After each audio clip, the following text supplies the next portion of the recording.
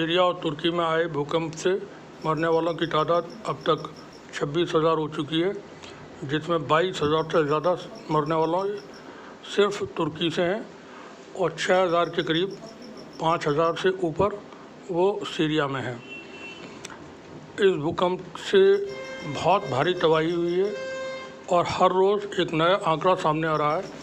इस बीच तुर्की के प्रेसिडेंट रजब Tayyip Erdogan ने भावुक मन से इस बात की पुष्टि की कि उनके देश में भूकंप से मरने वालों की तादाद 21,043 पहुँच गई है।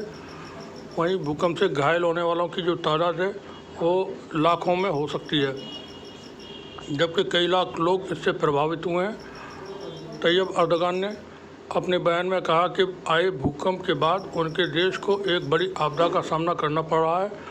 तुर्की के राष्ट्रपति ने बताया कि भूकंप ने तुर्की के 500 किलोमीटर से अधिक इलाके को प्रभावित किया है। उन्होंने कहा कि कुछ शहरों और क्षेत्रों में बचाव और खोज अभियान समाप्त हो चुका है।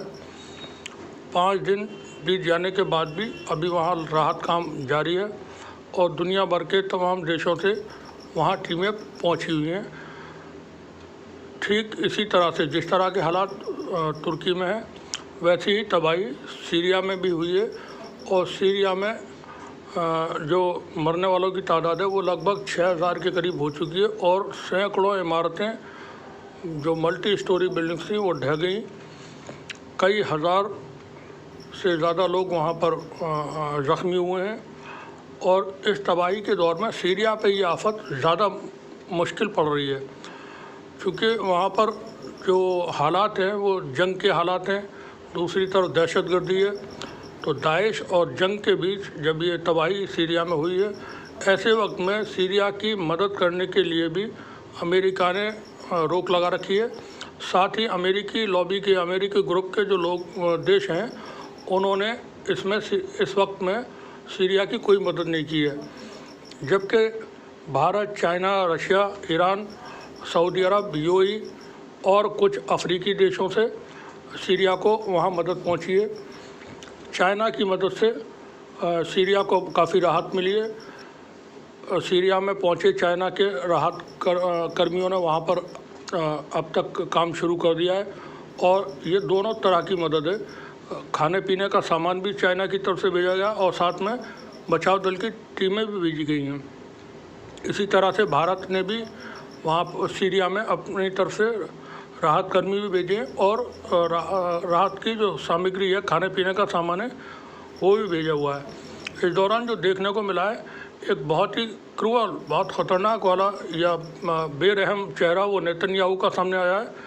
और यहाँ पर एक सीरियन गर्ल है, उन्होंने अपने ट्विटर हैंडल से लिखा है, there is zero truth Netanyahu claim of providing aid to Syria. In fact, Israel is threatening to bomb Iranian aid to the earthquake-hit Syria. वो लिखती हैं कि नेतन्याहू ने जो दावे किए हैं वो बिल्कुल गलत है सीरिया को लेकर, जबकि इसराइल ने सीरिया में जो ईरान की तरफ से राहत सामग्री भेजी जा रही है उस पर को निशाना बनाकर बमबारी करने का भी कहा है। क्रेडिट वेबसाइट है credit.co, उसने भी इस बात की पुष्टि की है, Israel ready to bomb Iranian aid delivery to Syria. यहाँ ये वेबसाइट पे पूरा लेख लिखा हुआ है जिसमें इसराइली मिलिट्री के ऑफिसर की तरफ से सऊदी अरब के न्यूज़पेपर को 9 फरवरी को एक इंटरव्यू दिया गया तेल अवीव में, जिसमें उन्होंने ईरान की जो राहत सामग्री है जो सीरिया में जाने वाली है उसको निशाना बनाने की बात स्वीकार की है।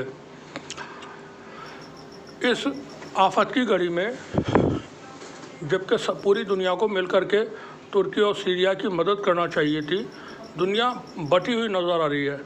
एक तरफ अमेरिका और अमेरिका के ग्रुप के देश हैं जिसमें ब्रिटेन है और फ्रांस है, इटली और बाकी मुल्क यूरोप के जो नेटो के सदस्य हैं, एक तरह से ये मान लें। दूसरी तरफ रशिया का ग्रुप है, Russia, China, Iran, Saudi Arab, UAE और कई सारे मुल्कों को इसमें शामिल किया जा सकता है, नॉर्थ कोरिया है। तो ये जो वर्ल्ड ऑर्डर चेंज हुआ है उसकी आप एक तस्वीर यहाँ सीरिया में और तुर्की के भूकंप के दौरान भी आप देख सकते हैं कि नया वर्ल्ड ऑर्डर दुनिया में कायम हो चुका है। और इस वर्ल्ड ऑर्डर में जो अमेरिकी ख़ैमा है, अमेरिकी ग्रुप है, वो फ़िलहाल तुर्की की मदद में है, जबकि सेकंड जो ग्रुप है चाइना और रशिया वाला, वो दोनों ही मुल्कों की मदद कर रहे हैं। यहाँ ये बता दें कि चाइना चूँकि एक बहुत बड़ी पावर अब तक बन चुका है और वो आर्थिक और सैन्य शक्ति के रूप में दुनिया में अपनी एक बहुत मजबूत उपस्थिति उसकी मौजूद है। रूस के साथ उसके बहुत गहरे ताल्लुकात हैं। चाइना और रूस के दोनों के ही ईरान के साथ बहुत अच्छे ताल्लुकात हैं। चाइना और रूस की पहल पर सऊदी अरब और ईरान में आपस में दोस्ती की और अच्छे ताल्लुकात के लिए वार्ताएं जारी हैं और इसके लिए इराक में कई दौर की बातचीत अब तक हो चुकी है। वहीं सीरिया के साथ जो अब तक एक लंबी जंग चल रही थी उसमें काफ़ी हद तक चीज़ें बदली हैं और बदलने के साथ साथ ये कि सीरिया के ताल्लुकात सऊदी अरब से भी अच्छे हुए हैं और यूएई से भी अच्छे हुए हैं। इस दौरान यूएई और सऊदी अरब दोनों ही मुल्कों ने सीरिया के लिए आर्थिक मदद देने का ऐलान किया है। हैरानी की बात यह या तकलीफ़ की बात यह कि अमेरिका जैसा देश और अमेरिका के साथ यूके, क्योंकि ग्रेट ब्रिटेन ऐसा देश है जो दुनिया में जो भी खुराफात होती है, जो भी कहीं जंगें होती हैं, जो भी कोई आतंकवाद होता है, उसके पीछे ग्रेट ब्रिटेन का दिमाग शामिल रहता है। ये लोग पूरा फुल प्रूफ प्लान बनाते हैं किस तरह से किस देश में जंग को भड़काना है, क्या करना है और कैसे आतंकवादियों की मदद पहुंचानी है, और उसमें बाकी फिर काम करने का रह जाता है वो अमेरिका, इसराइल और बाकी नेटो के देश शामिल हैं। रूस के ख़िलाफ़ जो यूक्रेन में जंग में को मैदान बनाकर जंग चल रही है वो भी इसी का एक तरह से हिस्सा है। और इसीलिए ये तमाम चीज़ें जो वर्ल्ड ऑर्डर नया स्थापित हुआ है दुनिया में, वो अमेरिका और ब्रिटेन और नेटो के जो अन्य सदस्य देश हैं उनकी दादागिरी, उनकी गुंडागिरी से मुकाबला करने के लिए रूस ने तमाम दरवाजे बंद होने के बाद तब ये यूक्रेन पे हमला बोला था और वो जंग अभी जारी है और इसके जो भी नतीजे निकलेंगे वो सामने आ ही जाएंगे। मगर तुर्की और सीरिया की तबाही के दौरान अमेरिका ने जिस तरह का खौफनाक अपना किरदार सामने लाया है वो दुनिया के लिए एक नसीहत की तरह है कि अमेरिका और अमेरिकी जो उसके सहयोगी हैं उन पर आंख बंद करके कभी भरोसा नहीं करना चाहिए, क्योंकि ये लोग ये देश अमेरिकी जो गवर्नमेंट है या यूके की गवर्नमेंट है वो कभी भी दुनिया में अमन के लिए काम नहीं करती है। वो अपने वर्चस्व के लिए काम करते हैं और काम करते हैं कि किस तरह से किस देश को लूट करके अपने ख़जानों को हम भरें।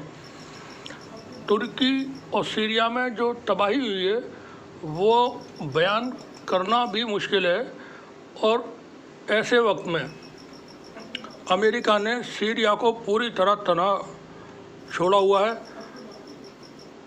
लेकिन चाइना और रशिया उसके साथ खड़े हुए हैं, ईरान उसके साथ है, सऊदी अरब की भी मदद उसको हासिल हो रही है और यूएई और ओमान, भारत, पाकिस्तान, इन देशों ने, नॉर्थ कोरिया ने, बाकी देशों ने सीरिया की मदद की है और इस तरह से वहाँ के लोग कुछ राहत महसूस कर रहे हैं। 124-25 घंटे हो जाने के बाद भी अभी भी वहाँ ज़मीन के अंदर से लोगों को निकाला जा रहा है। कुछ लोग इस दौरान जिंदा भी बच रहे हैं और उनको जिंदा निकाला जा रहा है। बहुत सारे मौक़ों पर वीडियो सोशल मीडिया पर मौजूद हैं जिनमें जानवरों को भी राहत कर्मी बचाते हुए नज़र आ रहे हैं। फ़िलहाल वहाँ की जो सूरत हाल है वो ज़्यादा अच्छी नहीं है। तमाम इमारतें ढह चुकी हैं, बिल्कुल पूरी तरह से मलबे में तब्दील हो चुकी हैं और लोग एक बहुत मुसीबत में ज़िंदगी गुजार रहे हैं। आप सभी से दरख्वास्त है कि उनके लिए दुआ करें और अगर मुमकिन हो तो उनकी जैसे भी मदद हो सके, क्योंकि सोशल मीडिया पे कुछ खाते वगैरह वहाँ के दिए गए हैं। अगर मुमकिन हो तो उसमें अपनी तरफ से कुछ इमदाद भी करें। शुक्रिया, देखते रहिए, बने रहिए हमारे साथ तीसरी जंग न्यूज़। انتم قدمتوا دماء فمو غريب تقدموا عرق. الله يحفظك، هذا واجبنا. دماء معركة ان شاء الله عين الاسد يبقى سالم، وان شاء الله الاسد عمره طويل. الله يحفظك. في ساتر واحد. معارك المنطقة الشرقية انتم كنتوا الجناح الايمن لعندنا. سيدي الرئيس حلب كانت منكوبة، حلب اليوم ما لها منكوبة. اليوم بزيارتكم حلب ما لها منكوبة سيدي. الله يطول بعمرك. على كل سوري. الله يطول بعمرك اليوم. صابت حلب كلها المنصات.